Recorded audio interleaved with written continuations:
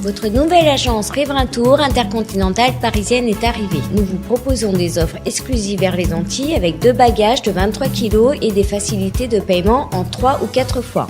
Nous organisons des séjours complets comprenant les vols, l'hôtel ou l'hébergement chez l'habitant, des croisières, des circuits ainsi que des locations de voitures avec ou sans chauffeur. Pour tout renseignement, contactez l'agence Riverain Tour Intercontinental au 16 rue Lamblardy, Paris 12e, métro Doménil. Téléphone jusqu'à 22h au 09 78 80 13 39. Et actuellement, l'agence Riverain Tour Intercontinental vous propose des séjours pour le Carnaval des Antilles, Guadeloupe, Martinique et Marie-Galante. Guadeloupe, actualité. Les opérateurs de coupe et exploitants agricoles de Marie-Galante demandent audience auprès de l'interprofession de la canne. La filière se meurt sur la Grande Galette, surtout depuis la panne de l'usine en 2021. Les agriculteurs refusent de poursuivre l'envoi de leur production vers la Guadeloupe continentale. Trop de pertes. Regardez. On a un certain nombre de dysfonctionnements orchestré, on va dire, par la SRMG, par la sucrerie, pour un peu détricoter les règles de fonctionnement qui ont été mises par l'Iguacan. Et on a l'impression aujourd'hui que, malgré nos interventions, l'Iguacan s'en fout un peu de ce qui se fait sur l'île. On l'a déjà interpellé à travers plusieurs courriers qu'on lui a envoyés. Il ne répond pas. Il ne répond pas, on a du mal à comprendre, mais on a un certain nombre de faisceaux d'éléments qui nous font comprendre que il est à peu près sous influence de la SRMG. Parce que comment comprendre? Et là, il a eu l'occasion de nous le dire lui-même, à travers le seul entretien qu'on a eu avec lui, qu'il a été élu à la tête de l'Iguacan grâce aux voix de la SRMJ. Je pense qu'il est nécessaire, en fait, que cette réunion ait eu lieu par rapport aux problématiques qui existent à Marie-Galante et que depuis un certain temps, les Marie-Galantais en pâtissent. Et il était vraiment temps de crever cet abcès pour permettre aux agriculteurs de pouvoir essayer de trouver une solution, puisque on n'est pas sans savoir que la filière canne à Marie-Galante bat de l'aile, d'accord? Le mot n'est pas trop fort. Et si nous, en tant que syndicat, nous avons, il y a 2 ans de ça, bloqué pour faire bouger les choses, pour faire comprendre qu'à Marie-Galante, on ne peut plus ni transporter nos cannes, les faire partir. On veut qu'à Marie-Galante, nous puissions vivre de nos cannes. Le président de la SRMG qui nous fait comprendre qu'il n'est pas là pour subventionner les opérateurs. Et même, à travers un journal télévisé sur une autre chaîne, il a envoyé comme message pour nous que les charriers, il va regarder bousse tabac qu'à manger vêté. Donc ça nous est adressé directement. Mais ça, on lui dit en face, en lui regardant dans les yeux, que n'oubliez pas que c'est nous qui avons les charrues, nous opérateurs, et que de regarder de son côté qui ressemble au boost tabac. Je pense qu'il faut que l'Iguacan s'assoie, puisse pouvoir entendre les représentants des agriculteurs, mettre tout le monde autour d'une table. Et c'est toujours ce qu'on a demandé aussi en tant que syndicat pour que nous puissions trouver une solution pérenne avant que nous puissions parler de redynamisation de la filière canne à Marie-Galante. Et pour les marins-pêcheurs traditionnels, leur activité coule à pic et ne devrait pas tarder à toucher le fond. De nouvelles normes européennes interdisent la pêche côtière et l'utilisation de filets, une manière de les pousser à pêcher au large, mais ils ne souhaitent pas effectivement s'orienter uniquement vers des espèces pélagiques. On fait le point. Ah ben, ce qui fait qu'il est c'est que vous besoin mettre nous besoin de nos petits points trop loin. Et nous pas comme la France, nous aux Antilles, c'est-à-dire c'est très mal nous va faire, c'est NAS, c'est 10 kilos, 20 kilos, 30 kilos nous va ramener à terre. Et ils veulent mettre en normes européens, comme c'est dit, c'est gros la pêche nous va faire. Non, nous pas dormir en main, nous pas mener tonnes par jour, hein, c'est en toutes ces 60 kilos, 70 kilos. Hein. Ah ben, je voulais supprimer filet, ça 90% à pêcher qu'a fait. Et or que nous pas avoir qui mal nous a créé parce que nous travaillons sur des fonds à 30 mètres, 40 mètres. Alors, vous savez, je voulais nous rester toujours au même système. Un petit bateau à 8 mètres 40, on ne peut pas dormir dedans, on ne peut pas aller au WC, on ne peut pas faire rien, ou on désordre dans le bateau là. Et comme il y aura, nous allons payer plus cher que ces bougas qui en France, c'est ça le problème là. Pour moi, la pêche à la destruction à petit feu, il y a besoin de penser une norme européenne qui n'est pas adaptée à la Guadeloupe. Parce que nous avons fait la pêche artisanale et en métropole où l'Europe a fait, c'est la pêche industrielle. Mais il veut imposer nous des butins qui ne sont pas adaptés pour nous. Oui, il y a besoin de mettre la pêche industrielle en Guadeloupe et détruire la petite pêche côtière. Parce que pour eux, aller là, il va faire comprendre que la pêche côtière n'est plus rentable. Impact là, moi, pas avant là, nous pouvons pêcher parce qu'avant les anciens, ils étaient payés pêcher dans les eaux anglaises. Mais aller là, nous ne pouvons pas pêcher ces côtés-là. Tous ces côtés à pêcher. À part avant là, nous pouvons pêcher au large. Après, à moyen qui fait du pélagique, mais en Guadeloupe, nous pouvons manger rien qui pélagique. Soit sûr, arrêter la pêche côtière. C'est l'importation nous pouvons manger. Nous pouvons manger poisson local en nous. Alors, moi, déjà, nous avons des menaces que nous avons fait nous très souvent là, de remplir une fiche de pêche, de supprimer des licences de pêche à certains pêcheurs sans butin. Pour moi, ça n'est pas normal. Parce que nous avons fait remplir une fiche de pêche à mettre sans vie. À ces fiches de pêche là, et pour moi, ça n'a pas traité. À part cacher moi pour dire ça pas traité parce que des butins ils ont dit nous ça pas correspond parce que si vous arrivez dire moi que la pêche côtière la petite pêche n'est pas rentable c'est le large qui est rentable ça peut prouver qu'il n'y a pas qu'à traiter ces documents là ça l'Europe ne peut pas s'adapter en Guadeloupe on doit s'organiser on doit organiser la pêche parce que la pêche n'a pas été organisée en Guadeloupe et on n'a pas été préparé pour ça. La pêche n'a pas d'avenir en Guadeloupe. Si les jeunes de demain qui sont au lycée de Blanchette et de Brent Beach, je pense qu'ils vont aller travailler sur des chalutiers. C'est le but, c'est ce but-là qu'ils veulent mettre. Alors, si on laisse un capital pour nos gamins, ils vont travailler. Parce que les formations coûtent vachement cher. Matériel là augmenté, nous ne pouvons même pas compter de ça. Matériel là augmenté pour moins de 80%. Mais là, nous trappons une augmentation de carburant encore. Et chaque fois qu'on a augmenté le carburant, là, c'est au moment où nous avons brûlé le plus de carburant, c'est au moment de la traîne. Et on sent que la France, par la voix de son ministre Gérald Darmanin, veut effectivement l'autonomie alimentaire pour nos territoires, mais ça va être compliqué quand on a effectivement des directives qui sont un peu mal adaptées par rapport à notre réalité. Et compte tenu des affaires de pédophilie et d'atteinte sexuelle au cœur de l'Église catholique, le diocèse de Guadeloupe signe une convention avec la justice, un travail de concert qui vise à vérifier les accusations portées à l'encontre des membres du clergé, une manière de mieux condamner les coupables et d'innocenter si nécessaire. Ça va être délicat tous ces bails. Regardez. C'est une première, c'est qu'en arrivant, je l'ai fait, Monseigneur Riocru n'a pas eu le temps de le faire. C'est un dossier qui n'est pas très compliqué, mais enfin, il faut quand même s'y mettre. Et ça a été très rapide avec les procureurs. On est tombé d'accord très rapidement sur le texte qui gère notre relation, notre communication. Comment on va se transmettre les uns aux autres les informations telles qu'on les reçoit. L'idée principale, je le répète, c'est que il faut respecter la parole d'une victime présumée ou de quelqu'un qui fait un signalement. Mais il faut aussi protéger des personnes qui travaillent pour l'Église et qui parfois sont accusées injustement aussi. Il faut les deux. Or, c'est pas à moi de faire ce travail, ni au service diocésain qui a autre chose à faire. Or, on peut faire confiance à la justice du pays, au procureur, au service de la justice, pour effectivement faire des enquêtes nécessaires. Donc l'idée, c'est que les signalements soient faits systématiquement. Je suis vraiment très reconnaissant à l'archevêque et aux autorités diocésaines d'avoir bien voulu signer cette convention, parce qu'on le sait, en Guadeloupe, comme partout ailleurs, il y a des victimes d'infractions sexuelles, et le fait que l'Église catholique s'engage auprès de la justice dans le signalement des situations est une excellente chose pour tout le monde, pour bien entendu nos concitoyens, pour les fidèles de l'Église catholique et puis pour l'Église elle-même. L'idée, bien entendu, n'est pas de jeter au pilori qui que ce soit, mais c'est, étant informé d'une situation, de la porter à la connaissance de la justice pour vérifier si les accusations sont vraies ou fausses, soit innocenter quelqu'un qui serait mis en cause de manière erronée, soit au contraire pour identifier un coupable et l'amener devant les tribunaux pour qu'il soit jugé. Donc c'est très important.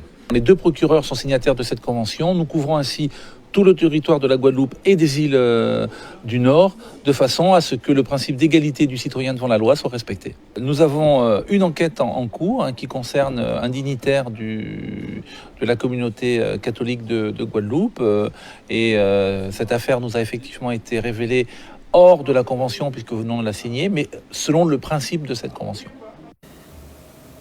Un reportage signé Olivier Félix. Et la municipalité pointoise recevait aujourd'hui David Lisnard, le président de l'Association des maires de France. L'occasion pour Harry Turimel de demander à son homologue de soutenir le financement des travaux du Centre des Arts par le biais d'investisseurs privés. Il réclame aussi l'adoption d'une loi reconnaissant la responsabilité de l'État et ordonnant la dépollution et l'indemnisation des victimes dans le cadre de la contamination volontaire et cautionnée par le gouvernement au chlordécone. Le reportage. Nous avons saisi cette opportunité et de la présence du président de l'association des maires pour le sensibiliser sur des problématiques propres à Pointe-à-Pitre. Comme je l'ai reçu dans mon bureau, j'ai pas pu m'empêcher de lui parler du Centre des Arts, qui est un édifice qui représente un instrument majeur dans le paysage artistique et culturel. Et je commence, moi, à me demander s'il ne faut pas encore en appeler à des fonds privés pour que ce Centre des Arts puisse connaître l'achèvement de sa construction. Donc je lui en ai parlé et il semble partager mon avis. Puisque les fonds publics sont insuffisants, il faut qu'on aille chercher des fonds privés et ils seraient partenaires pour que nous puissions faire que des investisseurs viennent aider la collectivité à achever ce Centre des Arts. Par ailleurs, sur la problématique du chlordécone, en tant que porte-parole de l'association des maires qui s'est réunie ici à Pointe-à-Pitre pour pouvoir arrêter une plateforme de revendication comprenant l'adoption d'une loi reconnaissant la responsabilité de l'État et ordonnant la dépollution, l'indemnisation des victimes et la prévention des conséquences, puisque vous savez que c'est depuis le cordon ombilical que les enfants sont contaminés par leurs parents. Donc c'était une belle occasion, une belle rencontre sur laquelle nous plaçons beaucoup d'espoir pour que notre voix soit entendue au niveau national. Rendez compte, la moitié des terres agricoles sont polluées. Donc il faut bien les dépolluer. On ne va pas accepter de continuer à avoir les eaux de nos fleuves et de la mer chlordéconées. On va pas. Donc tout cela, la recherche aussi, la recherche scientifique mérite d'avoir des moyens. Donc il faut évidemment une mobilisation générale et l'Association des maires de France est aux côtés des maires de la Guadeloupe et des maires de la Martinique pour sonner la mobilisation générale sur le chlordécone. La ville de Baie-Mahault et EDF, qui est toujours en grève d'ailleurs, signent une convention de partenariat.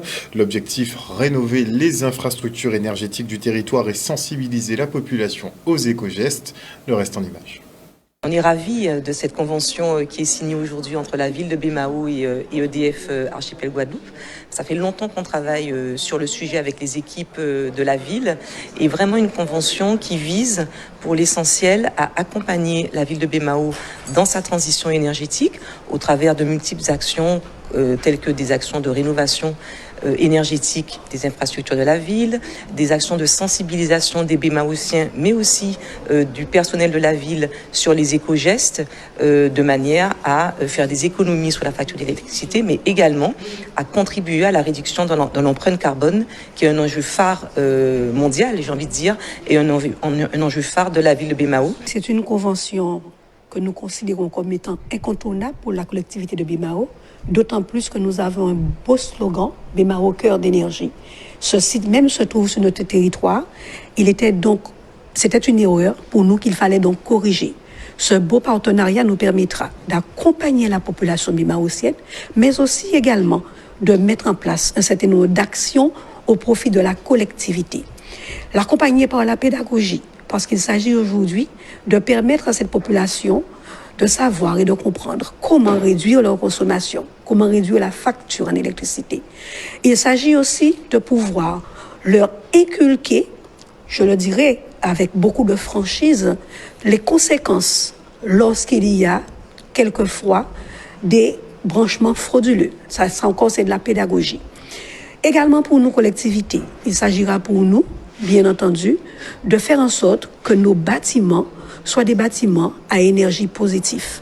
Nous avons commencé un beau travail pour pratiquement 12 millions d'euros, où il s'agit d'enlever toutes les anciennes lampes qui se trouvent sur le territoire de la ville et de les remplacer par les lampes LED de manière à pouvoir réduire notre consommation. Très contente de cette occasion de poursuivre notre travail aux côtés de la ville de Bemao pour l'accompagner dans l'aménagement vertueux de son territoire et dans le déploiement de sa politique RSO.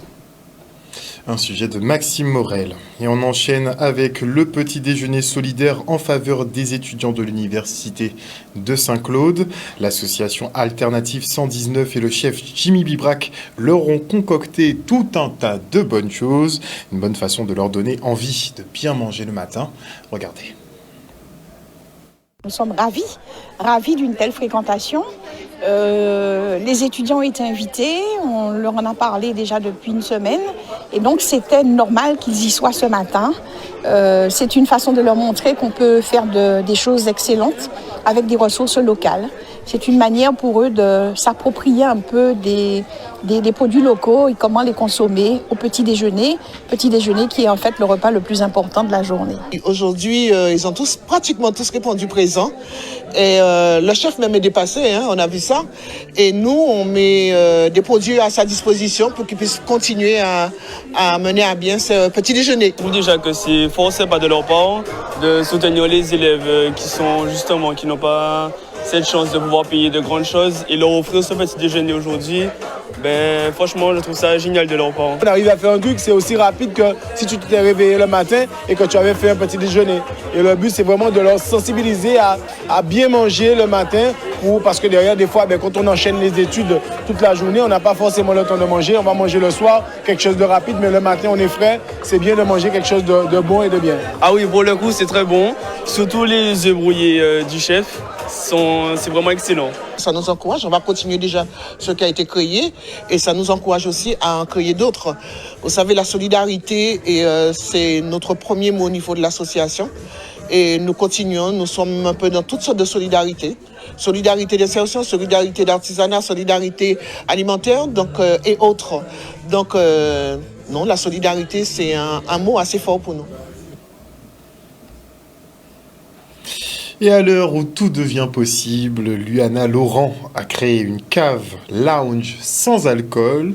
Blasée de toujours retrouver les mêmes boissons dans tous les restaurants, elle décide de proposer un panel beaucoup plus large. Vin sans alcool, mocktail, spiritueux, il y a de tout. Regardez. Alors, PSI, Plaisir sans ivresse, c'est la première cave de boissons sans alcool aux Antilles. L'inauguration, c'est quand même la concrétisation d'un projet quand même, après 2 ans, à la recherche de différents fournisseurs, différents partenaires, que ce soit bancaires, au niveau des subventions. Donc c'est vraiment un parcours, c'est vraiment une recherche et là c'est la concrétisation du projet en fait. Et la petite histoire en fait on a eu un bébé avec mon compagnon et pendant la grossesse on cherchait des alternatives à l'alcool en fait. Donc c'est pas à dire que lorsqu'on est enceinte on peut boire de l'alcool mais on a quand même marre en fait d'aller au resto, avoir tout le temps des mojitos, des pina coladas, des virgin mojitos, des choses comme ça en fait. Alors qu'il y a différents types de produits, comme chez nous là on a du vin, on a des pétillants, on a des spiritueux, donc on peut prendre pour base de cocktails, on a des mocktails, donc on a une bonne gamme de produits et ça, il n'y avait pas encore en Guadeloupe. Donc on a fait des recherches, on a vu que ça existe et on a dit pourquoi pas, parce que c'est des produits quand même qu'on a beaucoup testés, appréciés et qui sont approuvés. C'est une bonne idée je trouve parce que c'est innovateur je trouve, parce que déjà en Guadeloupe, il y a pas mal de soirées qui se passent, généralement avec de l'alcool. C'est très rare d'avoir des endroits où on peut justement être réunis et avoir le choix de ne pas avoir d'alcool en fait.